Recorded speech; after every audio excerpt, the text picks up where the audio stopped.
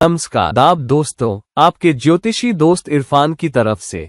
आज हम बात करेंगे एक ऐसे मुद्दे पर जो बहुत लोगों को उलझाता है और कई बार लोग गलत फहमियों का शिकार हो जाते हैं, जिसका नतीजा ये होता है कि वो अपने ही हॉरोस्कोप और अपने ही चार्ट्स का गलत अंदाजा लगा बैठते हैं। गलत भविष्यवाणी के साथ या अगर आप उलझे हुए अंदाजे से शुरुआत करेंगे तो जाहिर है कि आपको विश्लेषण से सही नतीजा नहीं मिलेगा। तो हम बात किसकी कर रहे हैं? हम बात कर रहे हैं नवांश की। अब मैंने लोगों को नवांश के बारे में ऐसी बातें करते सुना। ये सब बातें सही नहीं है और मैं उदाहरणों के साथ बताऊंगा कि ये क्यों गलत है। अब विभाजन चार्ट्स होते क्या है? नवांश भी इनमें शामिल है। विभाजन चार्ट्स असल में पूरे चार्ट, पूरे हॉरोस्कोप के अलग अलग हिस्सों में बंटवारा ही तो है। मिसाल के तौर पर अगर आपका लग्न सिंह राशि है तो जब आप सिंह राशि या लग्न को 9 हिस्सों में बांटेंगे तो आपको नवांश मिलेगा। अगर 10 हिस्सों में बांटेंगे तो दशांश मिलेगा। तो जब भी आप किसी राशि को कई हिस्सों में बांटते हैं वो एक विभाजन चार्ट कहलाता है। तो नवांश कुछ और नहीं बल्कि आपके चार्ट की हर राशि या हर घर के 9 हिस्से हैं जो आपको नवांश चार्ट देते हैं। इसे कैसे निकालते हैं और उसका विश्लेषण कैसे करते हैं, ये सबसे अहम बात है, क्योंकि अगर आपसे यहाँ चूक हुई तो आप नवांश की भविष्यवाणी सही नहीं कर पाएंगे क्योंकि विश्लेषण ही गलत होगा। तो चलिए मैं आपको एक मिसाल देता हूँ। मान लीजिए कि लग्न कर्क है। अब कर्क का मालिक कौन है? चंद्रमा। मैंने कर्क इसलिए चुना ताकि बात आसान रहे, क्योंकि बहुत लोग चंद्र राशि की भी बात करते हैं। अब चूंकि हम नवांश की बात कर रहे हैं तो चंद्र राशि में जाने के बजाय जन्म कुंडली, नेटल चार्ट पर ही टिके रहते हैं। लेकिन इसे और आसान बनाने के लिए मैं कर्क को लग्न मान रहा हूं, क्योंकि लग्नेश और चंद्रमा दोनों एक ही है। तो लग्न कर्क मानते हैं और मान लेते हैं कि चंद्रमा छठे घर में धनु राशि में बैठा है। अब छठे घर में धनु राशि का क्या मतलब है जब चंद्रमा वहां बैठा हो? छठा घर है सेवा का घर, दूसरों की मदद करने का घर, इलाज करने वालों का घर और करियर या नौकरी का भी। तो जब लग्नेश और चंद्रमा वहां जाते हैं तो इसका मतलब है कि आपकी जिंदगी की दिशा सेवा की तरफ है, इलाज की तरफ है। धनु राशि है समर्पण और बिल्कुल समर्पित भाव से, और इसलिए आप पाते हैं कि आप उन लोगों की मदद करने की कोशिश कर रहे हैं जो खुद मुसीबत में हैं या जलन भरी मुसीबतों में फंसे हैं। और आपका दिमाग, आपका चंद्रमा वही है, जिसका मतलब है कि आपका दिमाग, आपका फोकस, आपकी ताकत सब वहीं लगी है। ये है चंद्रमा के छठे घर और धनु राशि में बैठने का मतलब। अब तक तो ठीक है। अब नवांश होता क्या है? अगर आप इस खास राशि और घर, छठे घर जिसमें धनु राशि है, को 9 हिस्सों में बांटें तो आप पाएंगे कि हर हिस्से का एक सब पार्ट होगा। जो हिस्सा आप बना रहे हैं उसका सब पार्ट क्या होगा? हर सब पार्ट को भी एक राशि से दिखाया जाएगा। तो धनु राशि का पहला हिस्सा जब आप उसे 9 में बांटेंगे तो मेष से शुरू होगा। दूसरा हिस्सा जाहिर है फिर वृषभ बनेगा, तीसरा मिथुन, चौथा कर्क। तो धनु राशि के 9 हिस्सों में मेष से लेकर धनु तक की राशियां होंगी। और फिर जब अगली राशि जो है मकर, धनु के बाद वाली राशि को बांटा जाएगा, क्योंकि धनु के हिस्सों के 9 हिस्से खत्म होते हैं धनु पर, तो मकर का पहला हिस्सा मकर से ही शुरू होगा, मेष से नहीं, क्योंकि बंटवारे का तरीका ऐसा ही है। तो अगर मेरा चंद्रमा मान लीजिए धनु राशि में 5 डिग्री पर है, अब हम जानते हैं कि अगर आप धनु राशि के 30 डिग्री को 9 हिस्सों में बांटेंगे तो हर हिस्सा 3 डिग्री 20 मिनट का होगा, क्योंकि हर डिग्री 60 मिनट की बनी होती है। तो धनु राशि के 9 हिस्सों में हर एक का 3 डिग्री 20 मिनट होगा। तो अगर चंद्रमा 5 डिग्री पर है तो वो पहले हिस्से में नहीं होगा, क्योंकि पहला हिस्सा 0 से 3 डिग्री 20 मिनट तक शुरू होता है। दूसरा हिस्सा 3 डिग्री 21 मिनट से शुरू होकर 6 डिग्री 40 मिनट तक जाता है। तो 3 डिग्री 21 मिनट से 6 डिग्री 40 मिनट तक दूसरा हिस्सा है। तो पहला हिस्सा मेष से शुरू होता है और दूसरा हिस्सा वृषभ है। तो धनु राशि में 5 डिग्री पर बैठा चंद्रमा धनु के सब पार्ट में चला जाता है, जो कि वृषभ है। तो जब आप नवांश चार्ट बनाते हैं, क्योंकि धनु राशि को 9 में बांटा गया है, तो चंद्रमा कहाँ मिलेगा? दूसरे हिस्से में, दूसरे सब पार्ट में, जो कि वृषभ है। तो नवांश चार्ट में आपको चंद्रमा किस राशि में मिलेगा? आपको चंद्रमा वृषभ राशि में मिलेगा, लेकिन क्या वो असल में वृषभ में गया है और नवांश में उच्च का हो गया है? जन्म के वक्त जन्म कुंडली नहीं बदलती, वो तो जन्म के वक्त ज़ोडिएक की एक तस्वीर लेने जैसा है। तो आपकी पूरी जिंदगी में आपकी जन्म कुंडली में चंद्रमा धनु राशि में छठे घर में ही रहेगा।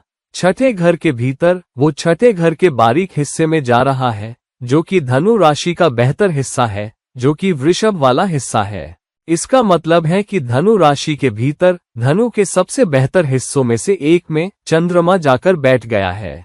तो धनु राशि के भीतर वो अलग अलग डिग्री पर अलग अलग नतीजे देगा। तो सबसे बेहतरीन नतीजे चंद्रमा धनु राशि में 3 डिग्री 21 मिनट से 6 डिग्री 40 मिनट के बीच देगा, जो कि वृषभ वाला हिस्सा है। तो चंद्रमा सबसे बेहतर नतीजे देगा अगर वो धनु राशि के भीतर 3 डिग्री 21 मिनट से 6 डिग्री 40 मिनट के बीच बैठा है, क्योंकि तब वो नवांश के वृषभ हिस्से में जाएगा। बस इसका यही मतलब है। लेकिन चंद्रमा या नवांश में कोई भी ग्रह कभी उच्च का नहीं होता। हम ये नहीं देखते, हम ये नहीं कहते कि अरे ये तो जन्म कुंडली में इस घर और इस राशि में है, लेकिन नवांश में ये उच्च का है तो ये बढ़िया नतीजे देगा। नहीं, ये तो बस उसी धनु राशि का, उसी छठे घर का एक बारीक हिस्सा भर है। तो इसका क्या मतलब हुआ? इसका मतलब है कि चंद्रमा बैठा है। हमने पहले ही विश्लेषण कर लिया है कि छठे घर धनु में बैठा चंद्रमा इंसान को एक हीलर बनाता है, एक काउंसलर बनाता है, जो लोगों की मदद एक हीलिंग माहौल में, एक देखभाल भरे माहौल में, एक पालन पोषण वाले माहौल में करने की कोशिश करता है। बस चूंकि वो वृषभ वाले हिस्से में जा रहा है, इसका मतलब है कि आप एक हीलर के तौर पर कामयाबी पाएंगे, आप एक हीलर के तौर पर पैसा कमाएंगे, आप अपनी रोजी रोटी एक हीलर के तौर पर कमाएंगे, क्योंकि चंद्रमा वृषभ में जा रहा है, जो कि पैसे वाला हिस्सा है या पैसे वाली राशि है। तो आपको हीलिंग के माहौल में धनु राशि वाली हीलिंग की भूमिका में कामयाबी मिलेगी। अब अगर चंद्रमा धनु में बैठा है तो आपको ये भी देखना होगा कि गुरु कहाँ बैठा है। अगर गुरु भी किसी अच्छी राशि या अच्छे घर में बैठा है तो विश्लेषण और मजबूत हो जाता है, क्योंकि चंद्रमा का स्वामी गुरु भी अच्छी राशि में बैठा है। इसका मतलब है कि आप एक काउंसलर भी हो सकते हैं।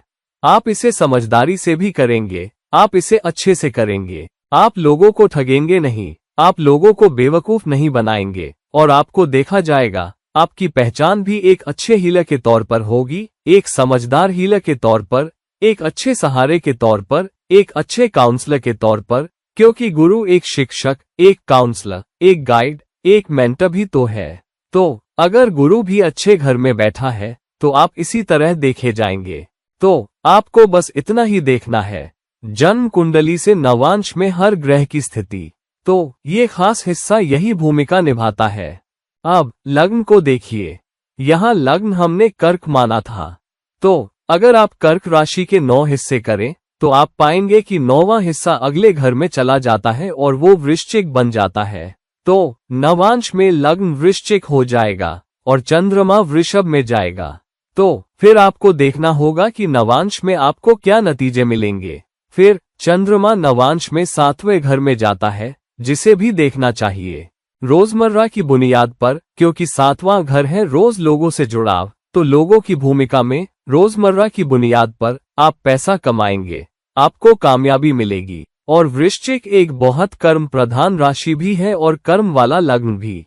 तो एक बहुत कर्म प्रधान भूमिका में, एक बहुत हीलिंग वाली भूमिका में, शायद एक ओकल्टिस्ट या ज्योतिषी के तौर पर भी आप बढ़िया करेंगे और आपको इसका फायदा मिलेगा। तो ये तो बस एक ग्रह की स्थिति की मैंने बात की है। आप हर एक ग्रह के लिए ये देख सकते हैं। फिर आप युति भी देख सकते हैं, आप दृष्टि भी देख सकते हैं, और ग्रह स्थिति का आखिरी विश्लेषण निकालने के लिए आप ये सब देख सकते हैं। तो कृपया ये ना समझें कि आपका नवांश आपके 36 साल के बाद आपका मुख्य चार्ट बन जाता है। लेकिन फिर ये क्यों कहा जाता है कि नवांश मुख्य चार्ट बन जाता है? इसलिए क्योंकि लगभग सारे ग्रह 36 साल की उम्र तक परिपक्व हो जाते हैं। तो आपके पास बुध, गुरु, ये सब शनि से पहले ही परिपक्व हो जाते हैं। शनि 36वें साल में परिपक्व होता है और सिर्फ राहु केतु बाद में परिपक्व होते हैं। लेकिन मुख्य ग्रह, 7 मुख्य ग्रह, वो सब 36वें साल तक परिपक्व हो जाते हैं, जो कि शनि का साल है। अब शनि कर्म का ग्रह भी है, जो 10वें और 11वें घर को दिखाता है। 11वां घर आम समाज भी तो है। तो इसका मतलब है कि 36वें साल तक शनि भी एक बहुत परिपक्व तरीके से काम करना शुरू कर देता है। ये ऐसा है, अगर एक नौजवान लड़का जो 13, 14, 15 साल का है गाड़ी चलाना सीख लेता है और वो गाड़ी लेकर निकलेगा, वो उसे बहुत तेज चलाना चाहेगा, समझिए ना, गाड़ी को लेकर बहुत उत्साहित होगा और वो अपनी सुरक्षा और दूसरों की सुरक्षा की ज्यादा परवाह नहीं करेगा। अब एक और सूरत हाल लीजिए जहां एक 70 साल का शख्स पूरी जिंदगी ड्राइविंग लाइसेंस पाने की कोशिश करता रहा और अपने 70वें जन्मदिन पर उसे लाइसेंस मिल जाता है। अब वो भी बहुत उत्साहित होगा क्योंकि उसे ड्राइविंग लाइसेंस मिल गया। वो सड़क पर गाड़ी चला सकता है, लेकिन अपने उत्साह में भी वो उस 15 या 16 साल के लड़के जितनी तेज गाड़ी नहीं चलाएगा, क्योंकि उसने देखा है जिंदगी क्या है, कि कोई मुसीबत में पड़ सकता है, वो खुद मुसीबत में पड़ सकता है। वो परिपक्व और समझदार है।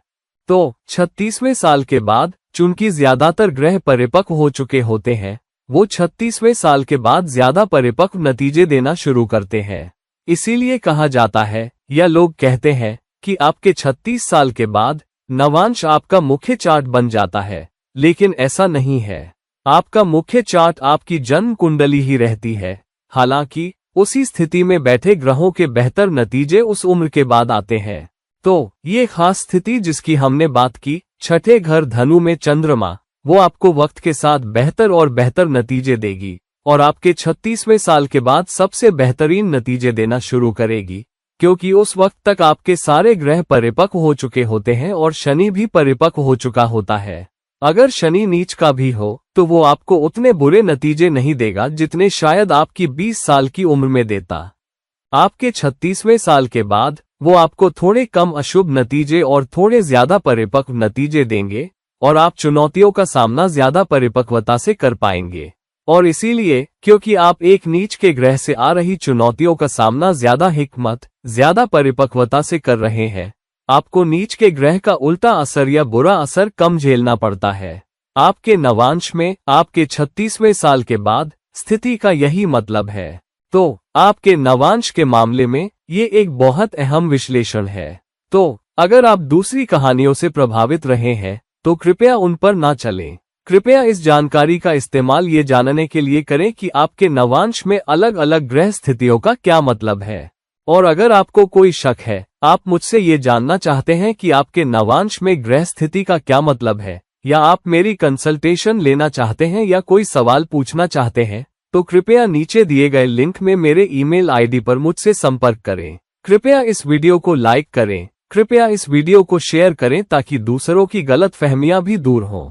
कृपया बेल आइकन दबाएं ताकि आपको पता चले जब मेरी नई वीडियो आएगी। और अगली मुलाकात तक ये रहा आपका ज्योतिषी दोस्त इरफान, जो अब विदा लेता है। चलते चलते